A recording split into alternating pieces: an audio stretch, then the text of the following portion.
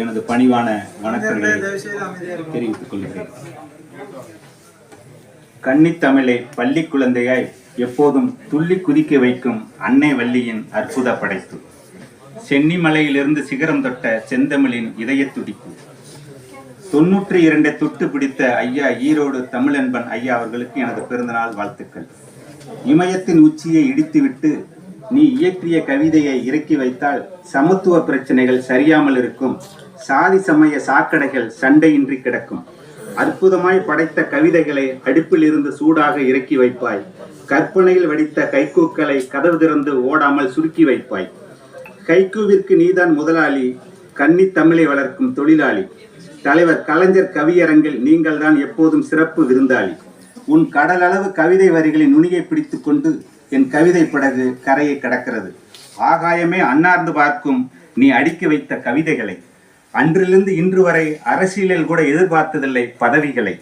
நீ கவிஞரெல்லாம் மொய்க்கின்ற கவிச்சுவை கிடங்கு. தமிழ் கற்பவருக்கெல்லாம் காய்க்கின்றாய் கிளையாய் பல மடங்கு. உன் வார்த்தைக்குள் இடம் பிடிக்க எழுத்துக்கள் ஏங்கி நிற்கும். உன் வாழ்த்துக்கள் வடம் பிடித்து இழுக்கவே வரலாற்று தேர்கள் தூங்கி கிடக்கும். உன் வயது 92 தொட்டதால் உன் கவிதைகள் இனிமேல் தான் ஓங்கி நடக்கும். ஐயா அவர்கள் நூற்றாண்டின் கரையை தாண்டி பல்லாண்டு காலம் வாழ்க வாழ்க என வாழ்த்துகிறேன்.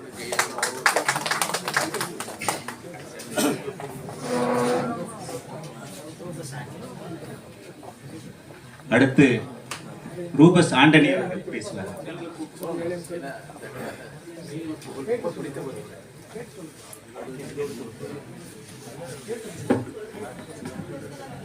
அனைவருக்கும் மாலை வணக்கம். மகாகவிக்கு எளியவனின் சில வரிகள் 20க்குள். ஈரோடு தமிழன்பன் 92.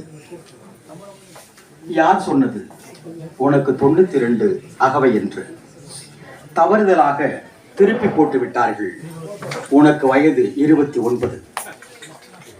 நீ இளமையில் முதியவன், முதுமையில் இளையவன். நீ முனைவன், 1000 பாக்கள் கொடுத்த முனைவன். நீ பன்முக கலைஞன். சுருள் முடியில் நடுவகிடு முத்தமிழறிஞரை போல் உனக்கும் அழகு. அன்று தூர்தர்ஷனில் நீ குணச்சித்திரன்.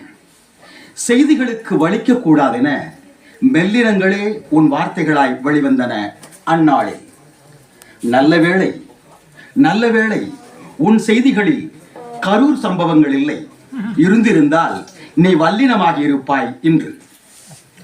கவிதைக்கு சுதந்திரம் வாங்கி கொடுத்தவன் நீ. மரபு வரப்புகளை உடைத்து புது கவிதை சாலையில் ஹைக்கூ, லிமரைக்கூ, சென்ட்ரி எனும் பெயர் கொண்ட 3 சக்கர கவிதை வாகனங்களை இயக்க எங்களுக்கு பயிற்சி கொடுத்தவன் நீதான். அதில் ஒய்யாரமாய் அமர்ந்து அரைபேசி தட்டச்சுகளால் உனக்கே வாழ்த்துப்பாக்கள் வடிக்கிறோம் இன்று. நீ கவிதையில் சாதித்த அகாதமி. உனக்கு பொருத்தம்தான் சாகித்ய அகாதமி. நன்றி, வணக்கம். நன்றி சார், அருமையான கவிதை. அடுத்து கவிஞர் புரட்சிக்கணல் அவர்கள் பேசுவார்கள்.